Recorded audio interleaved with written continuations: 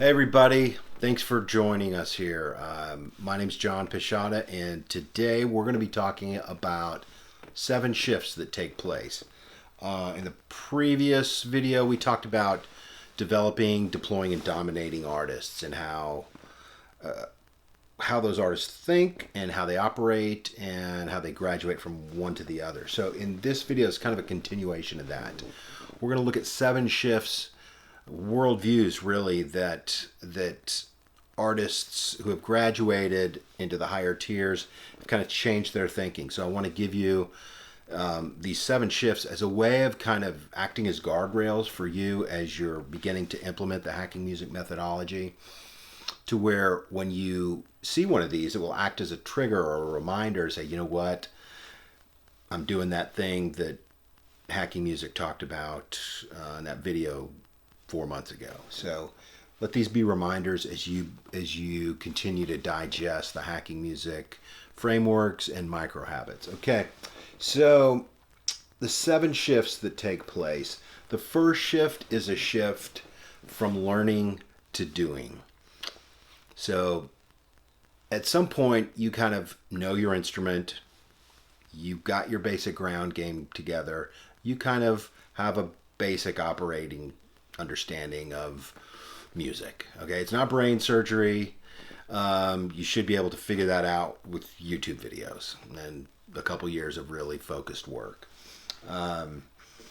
So artists, as they are in more of the deploying and dominating tiers, get really comfortable with doing. Doing is the shipping, the getting the work done, getting it into the world. This is what we talk about in the coming chapters of living on planet reality. You're not just there to learn and research and to read blogs and get on YouTube and go down rabbit holes.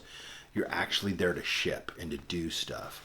And artists, healthier, functioning, successful artists, all really get comfortable and love the doing part of their career and their job. Yes, the world changes every 3 months and you need to go learn a new thing. You go and do that, or one of your team members go and do that. But the learning is easy. It's kind of table stakes nowadays. You just go watch a video and you got it for the most part. So that's shift number 1, is a shift from learning to doing. Shift number 2 is a shift from creativity to clarity. So what do I mean by that? Aspirational developing artists are all really enamored with their creativity, and they kind of live in that space, and they don't want to do anything that threatens that warm and fuzzy place. And for baby artists, you probably need to do that. But as you begin to mature, you want to use that creativity, but you want to deploy it and get clarity on what you're working on.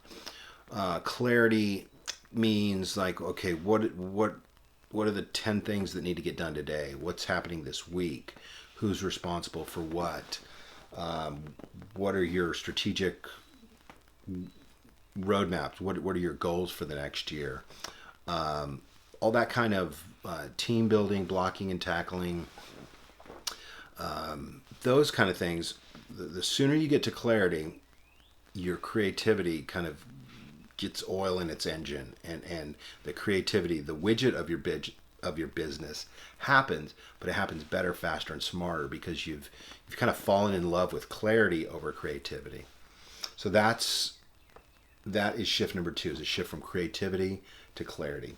Shift number 3 is a shift from getting lucky to creating your own luck. So what that means is that baby artists,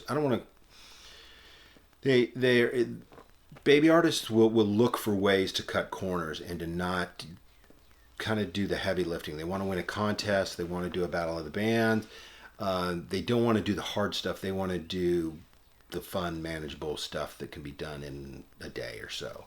But as you begin to grow muscle and mature within your business, you realize that you have this ability to kind of create your own luck. So what that means is that you're able to answer questions like, okay, what do I need to do here to actually create opportunities for your business? What do I need to become?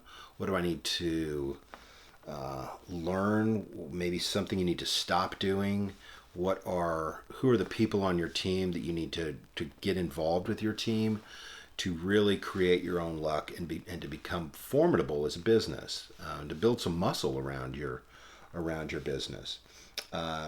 So it's a shift from getting lucky to creating your own luck. It's a much more healthy place to be because you're in control of it. You're 100% in control of this. If you're trying to get lucky, you're just trying to win a lottery ticket, and you're at the end of the line behind 10,000 other people who are trying to win the lottery ticket. It's not a good place to be. There's much more ownership and much more creative sanity in saying, okay, how do we create luck here? How do we create our opportunities that really create leverage and build momentum for your career? So that's shift number 3, is a shift from getting lucky to creating your own luck. Shift number 4 is a shift from content to platform. So we'll get into this much further into the Hacking Music Masterclass. But for now, understand that content is fun and sexy, and developing artists will often live there and spend years there and kind of resist the platform side of their business. Platform, we define it as anything that supports, sells, or strengthens your content. So this is the stuff that actually sells, elevates your widget, your content, your music, the fun and sexy stuff. The content is important, but the platform is essential. If you don't have this, it doesn't matter how good your content is. I hate to say it. That's just the deal. So that's a shift from content to platform. Baby artists will love content. Successful artists are really in love with their platform that sells their content. Shift number 5 is a shift from single brain to whole brain. So what does that mean? You probably heard the phrase left brain, right brain. So that is single brain thinking. You're either one of those. You're a creative or you're a business person. And artists in the past kind of got hurt by that schism in their thinking. Their managers, their handlers would say, you know what, you just go be the rock star, do drugs, do stupid stuff. We'll take care of you. We'll tell you where to be and what time to get up and all that. And that really damaged a lot of careers. There's tons of stories of careers imploding on the runway. 3-year careers that should have been 15-year careers, 10-year careers that should have been 35-year careers. Thousands of stories on that. And that is really an avoidance to really move into a whole brain thinking. What that means is that artists of the future will have the ability to point their brain in the direction they need at the moment. Pointing it in the creative space is going to be easy because that's the fun, sexy stuff. But pointing your brain in the direction of a spreadsheet or project management framework or a publishing model or a co-venture model, that may be a little less familiar and a little less comfortable. But it's definitely something that you can develop, and we're going to be talking about that much more here. So it's a shift from single brain to whole brain thinking. You can point your brain, you can learn to point your brain in the direction you need when you need it, okay? Don't ever believe that you can't read a legal agreement or understand a spreadsheet because you're not a CPA. We're not trying to make you a CPA. We're just building muscle around your brain to where when you need to, you can have an intelligent, informed conversation for 20 minutes when you need to. All right, so the next shift is a shift from talent to team. Developing artists will, when they're just starting out, they're so thrilled that they're actually talented and they have this ability that other people don't have. And that's good when you're just starting out. And you want to celebrate that. Right brain people are special in a lot of ways. But the successful artists and the artists of the future will shift out of that into falling in love with their team, and being aware that in order to win a war, you really need that team to win battles, and that's how careers are built. It's not about talent. Yes, you want to make great stuff, but at the end of the day, teams win wars, where talent kind of gets pulverized on D-Day, the beach at Normandy. So that's a shift from talent to team. The last shift is shift number 7, and that's a shift from artist thinking to the audience thinking. So what does that mean? Artists in the past have kind of been in their own world. They're strippers and steaks and limousines, and they were the artists, and they were there just to give the audience a glimpse of themselves. In the modern world where we are currently, it's a Cirque du Soleil world. And what that means is that the artist now has the responsibility and the privilege, the real privilege in a sense, to stage an experience for their fans. Cirque du Soleil doesn't just say, hey, we got trapeze artists and sword swallowers and fire breathing stilt walkers. They create an experience for their customers to step into that is immersive and real and unlike anything else in the world. And that's really the framework that artists who will move into that dominating tier will become aware of and develop.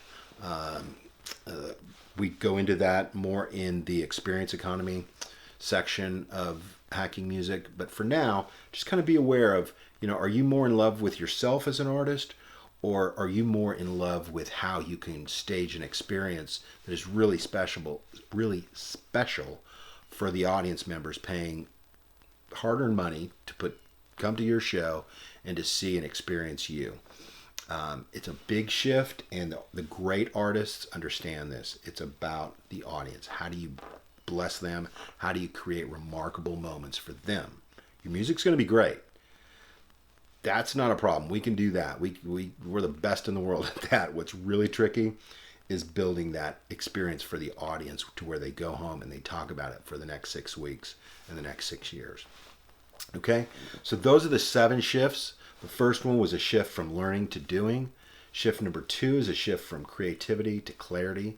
Shift number 3 is a shift from getting lucky to creating your luck. Shift number 4 is a shift from content to platform. And shift number 5 is a shift from single brain to whole brain thinking. Shift number 6 is a shift from talent to team. Shift number 7 is a shift from artist to audience. Okay, so those are the 7 shifts. So why is this important?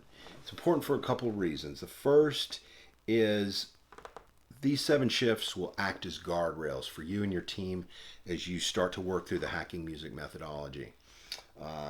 You'll start to remember, you know what, man, maybe I'm spending too much time learning about stuff, and that really doesn't put things in the world. So I need to shift over into doing and shipping. So each of these 7 shifts will act as some sort of guardrail for you as you start to implement this and get this in you. This isn't something you get right the first time. This is something you get right over time. The second point is that it's you against you in a real sense. Artists don't automatically get better. They actually have to do the hard things to get better and to build that muscle for themselves and their career. So with that, I hope you found this helpful. If you'd like to subscribe for future videos and updates, you can do that right down here. And we'll see you next time. Thanks so much.